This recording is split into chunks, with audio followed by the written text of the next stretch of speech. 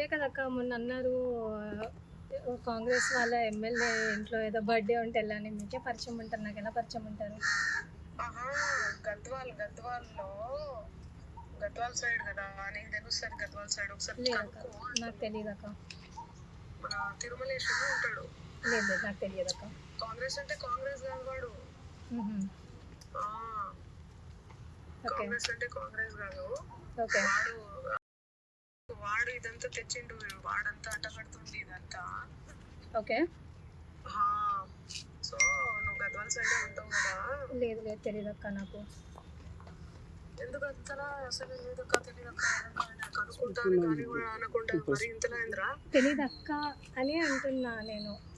అదేరా, ఎందుకు కనుక్కుంటే అయిపోతుంది కదా, ఎందుకు భయం ఎందుకు అసలు? భయం దేనికక్క? దేనికి భయం? లేకపోతే దేనికి రా? తెలియదక్క మీకే తెలుసు కదా. లేదక్క, ఈరోజు నేను అంటే నేను 25th మార్చ్ రోజు నేను ఏదైతే మీతో మాట్లాడినో ఆ మంగ్లీ అక్క గురించి ఈరోజు వరకు అంటే నేను వింటున్న మంగ్లీ అక్క గురించి ఇట్స్ వెరీ డిఫరెంట్ అక్క.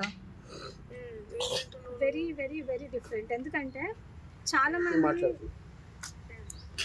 మంగ్లీ గారు నమస్కారం. మంగ్లీ అమ్మ, నేను సంపత్ నాయక్ మాట్లాడుతున్నాను. హలో అమ్మ, మంగ్లీ కట్ చేసి రాజ్యం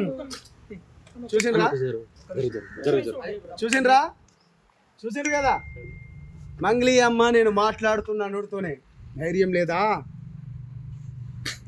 లేదా మంగ్లీ గారు? ఇప్పటి వరకు సిస్టర్ మాట్లాడినప్పుడు మీరు విన్నారు, చూసిండ్రు కదా. మీడియా మీరే కదా చూసిండ్రు ఇప్పటి వరకు. ప్రత్యక్ష సాక్ష్యం. ఎన్ని ఛానల్స్ ఉన్నాయి ఇక్కడ? ఎన్ని ఛానల్స్ ఉన్నాయి?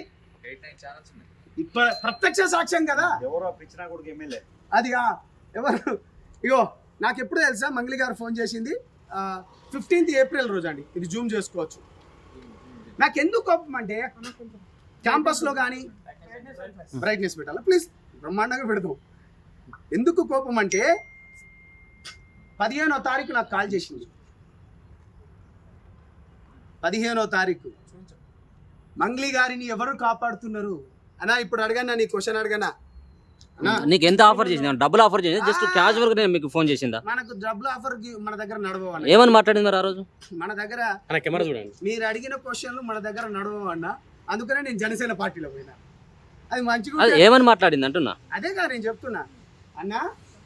నాకు 10 రోజుల క్రితం అంటే గత 15 రోజుల క్రితం నా దగ్గర విక్టిమ్స్ బాధితులు వస్తే, మన బిడ్డ కదా, ముందే ఎందుకు నోరు పారేసుకోవాలి అంటే, ఎందుకు ఇప్పుడు మనం మాట్లాడేదానికి విలువను ఎక్కువ ఉంటుంది, బాగుండదు.